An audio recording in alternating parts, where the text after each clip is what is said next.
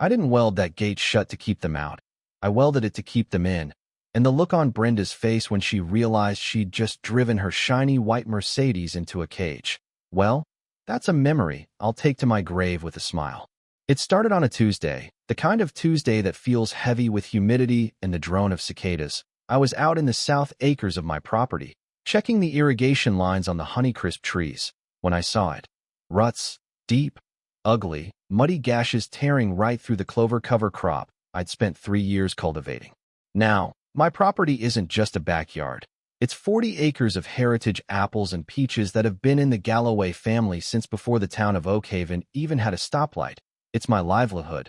But more than that, it's the last thing I have left of my wife, Martha, who passed 5 years ago. She knew every tree by name, knew which ones were stubborn and which ones were sweet. So when I saw those tire tracks, it felt like someone had walked into my living room and slashed the family portraits. I followed the tracks back to the property line, right where my land butts up against the Gables. That new subdivision full of cookie-cutter houses and manicured lawns that look like they've been vacuumed instead of mowed. And there, bold as brass, was a new gate cut into my wire fence. Not just a hole, mind you, but a professional double-swing gate with a fancy little keypad lock. I stood there, boots sinking into the mud, feeling the blood pound in my ears, because I hadn't installed that gate. And I sure as hell hadn't given anyone permission to carve an entrance into my private land. I didn't go in guns blazing. That's not my style. I drove my beat-up Ford down to the HOA office, which sits in a fake little clubhouse that looks like a Taco Bell trying to be a library, and that's when I met Brenda. Brenda was the HOA president, a woman who wore blazers with shoulder pads that could take out a linebacker and had a smile that didn't reach her eyes. It just sat there on her face like a keep-out sign. I walked in, dust on my jeans, holding a picture of the gate on my phone, and asked her what was going on. She didn't even look up from her laptop at first, just gave a little sigh like my existence was a typo she had to correct, and said, "Oh, Mr. Galloway, we were going to send you a letter. The Gables is launching a farm-to-table initiative for our residents. We've designated the rear 10 acres of your lot as the community harvest zone." I stared at her, thinking maybe I'd had a stroke and lost the ability to understand English, and I said, "You've designated it?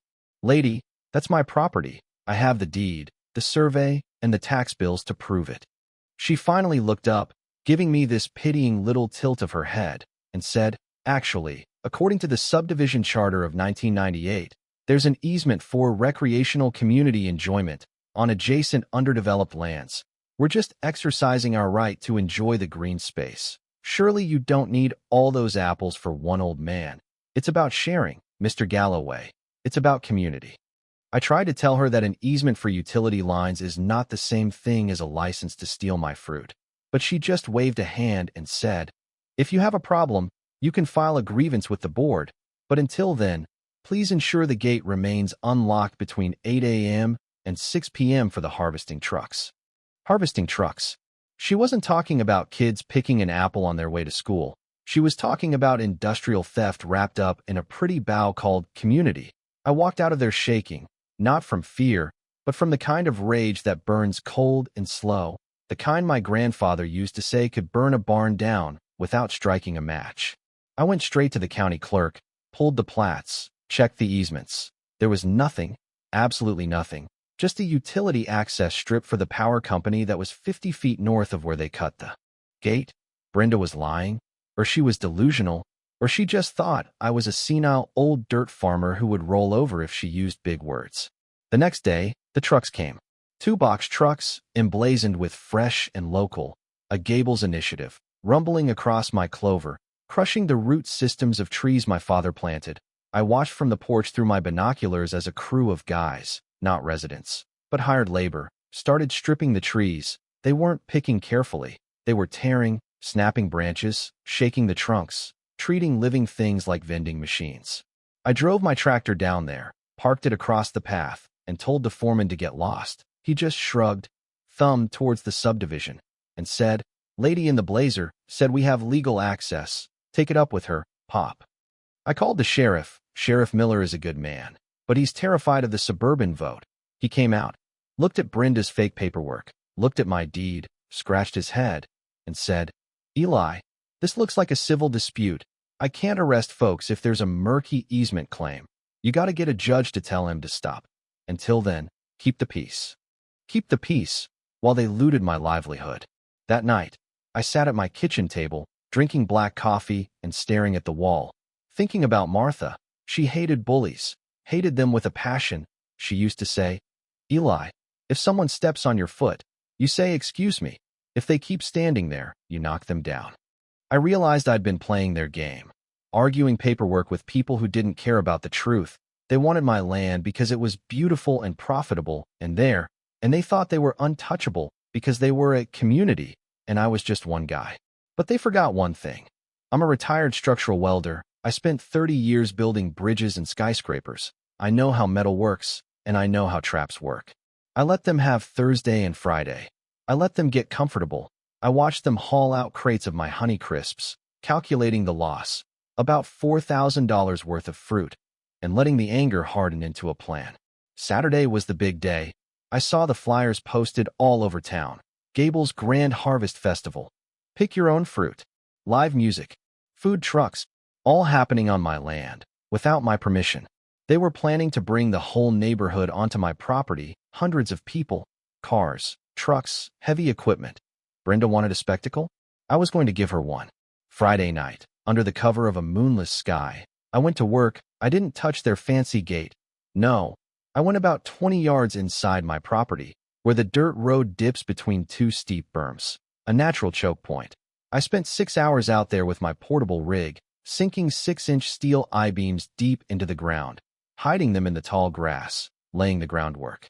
Saturday morning broke clear and cool, perfect orchard weather. By 9 a.m., the parade started, SUVs, minivans, the two produce box trucks, and finally, Brenda's white Mercedes, leading the pack like she was the Queen of England. They rolled through their illegal gate, drove past my house without even waving, and parked down in the lower grove. I watched from the ridge, sipping my coffee. Scout, my blue heeler, sitting next to me, vibrating with tension. "Steady, boy," I whispered. "Wait for it." By noon, my lower orchard was a parking lot. They had set up a tent. A band was playing bad covers of classic rock, and people were wandering through my trees, pulling fruit, trampling the grass. Brenda was holding court near the food spread, pointing at my trees like she'd grown them herself. That's when I moved. I drove my truck down to the choke point, the only exit back to the subdivision, and I got out my welder. I pulled the pre-cut heavy steel crossbeams from my truck bed. These weren't little chains. These were architectural steel, thick enough to stop a tank. It took me 20 minutes to weld the crossbeams to the posts I'd sunk the night before, creating a solid steel barricade across the road, waist-high and immovable. Then, I drove around to the illegal gate, the one they'd installed, and I welded that shut too, fusing the hinges so thoroughly they were basically one piece of metal. I had sealed the exits. I drove back up to the house, called the sheriff, and said, "Sheriff, I have a trespassing situation, but you don't need to hurry. They aren't going anywhere." Then I walked down to the party. The music died down as I approached. I was wearing my dirty welding leathers, holding my helmet, looking like a walking nightmare compared to their polo shirts and sundresses. Brenda saw me and hustled over, her heels sinking into the soft earth. "Mr. Galloway," she hissed, forcing a smile for her audience. "I thought we agreed you wouldn't cause a scene. This is a community event." "It's a trespassing event," I said, my voice loud enough to carry over the crowd. "And it's over. I want everyone off my land now." She laughed, a brittle, nervous sound. "Don't be ridiculous. We have the easement. Go back to your porch, old man." "Suit yourself," I said, and I turned and walked away. A few minutes later, the first minivan tried to leave. Probably a family realizing that stealing fruit wasn't worth the awkward vibes. They drove up the path, and I heard the screech of brakes as they saw the steel beam blocking the road. They turned around, tried the gate, and realized it was fused shut. Panic is a funny thing. It spreads faster than fire. Within 10 minutes, there was a traffic jam at the exit. Horns were honking, people were shouting, and Brenda was sprinting towards me, her face a mask of red fury. "What did you do?" she screamed, grabbing my arm. "Open that gate. You can't trap us here." I pulled my arm away. "I didn't trap you, Brenda. I just secured my property. You're the one who drove 100 cars into a fenced pasture without checking the exits. This is kidnapping. This is false imprisonment, she shrieked, looking around for support. The neighbors were gathering, looking less like a community and more like a mob of scared tourists. No, I said, leaning in close. It's a teachable moment. See, you claimed this was community land. Well, congratulations, you're now permanent residents. The sheriff arrived 20 minutes later.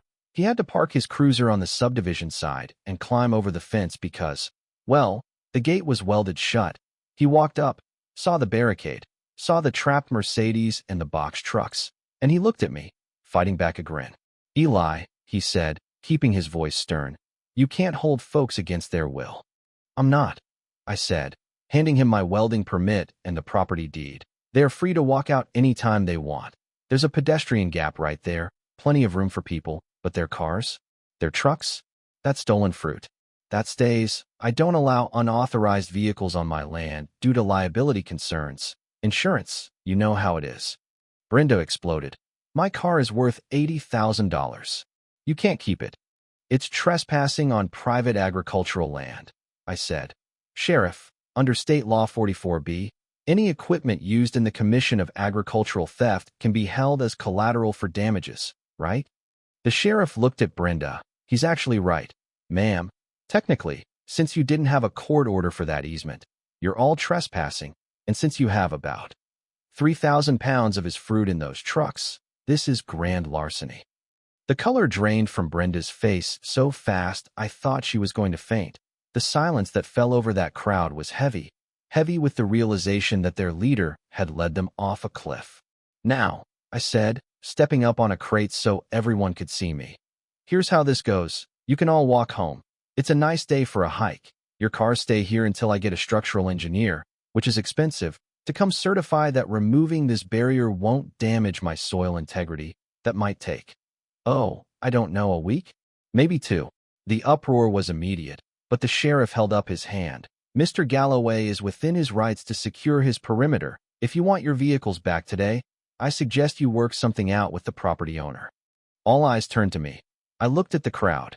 These people who lived next door but never said hello, who felt entitled to the sweat off my brow. And I looked at Brenda, small and shaking in her power suit. I want the gate removed, I said, counting off on my fingers. I want the fence restored to its original condition, fully paid for by the HOA. I want a written admission that the easement is a lie, signed by the entire board. And I want a check for $10,000 to cover the fruit you stole, the damage to my trees, and the emotional distress of having to listen to that terrible band. 10,000, Brenda gasped. That's extortion. That's a bargain, I snapped. The alternative is I press charges for trespassing, destruction of property, and grand theft against every single adult standing here. Sheriff Miller, do you have enough handcuffs for 200 people? The neighbors turned on Brenda so fast it would make your head spin. It turns out, community spirit evaporates pretty quickly when people are facing felony charges in a week without their SUVs. They started shouting at her, demanding she pay, telling her she lied to them about the permission. It took an hour, but Brenda wrote the check, shaking like a leaf. Using the hood of the sheriff's cruiser as a desk, she signed the admission of guilt, and she promised the fence crew would be there Monday. I fired up my portable grinder, which I had handy, of course, and cut the tack welds on the gate. I didn't move the steel beam at the road, though. I made them back their cars out, one by one, through the narrow gate, while I stood there and watched, making them empty every single apple they'd picked back into a pile on the grass. It took 4 hours for them to clear out. By the time the last car left, Brenda's Mercedes, bumping over the ruts she'd made, the sun was setting, turning the sky a bruised purple. The aftermath was exactly what you'd expect. Brenda was voted out of the HOA presidency the next week. Turns out losing the neighborhood's money and almost getting everyone arrested is bad for poll numbers. The Gables sent a professional crew to fix my fence, and they even planted a row of arborvitae on their side to hide the shame. But here's the kicker, and this is the part that still gets people talking in town. A few weeks later, a delegation of neighbors came to my front porch. The real front porch, not the back gate. They brought a pie, a card, and an apology. They said they didn't know. They said they were misled by Brenda. They said they wanted to start over, be good neighbors. I looked at the pie, looked at their hopeful, guilty faces, and I thought about the way they laughed when I asked them to leave. I thought about the way they trampled Martha's clover without looking down. I didn't take the pie. I told them, you didn't know because you didn't ask. You saw an open gate and free stuff. And you didn't care whose back it was breaking. Character isn't about what you do when you're caught. It's about what you do when you think no one can stop you. I closed the door in their faces. Some folks say I'm a bitter old man, that I should have been gracious, that I should have accepted the peace offering and let the subdivision kids play in the orchard. Maybe they're right. Maybe holding on to a grudge is like drinking poison and expecting the other person to die. But every evening, when I walk the property line and see that solid, unbroken fence, and I hear the wind rustling through the trees that Martha loved, trees that are healing now, safe and quiet, I don't feel bitter at all. I feel like a man who held the line. I feel like a man who protected his home. And let me tell you, that $10,000? It bought a hell of a lot of new saplings, and I planted them right along the property line, a wall of thorny blackberry bushes, thick and sharp. Because good fences make good neighbors, but a welded steel gate makes sure they listen. So, tell me, was I too hard on them?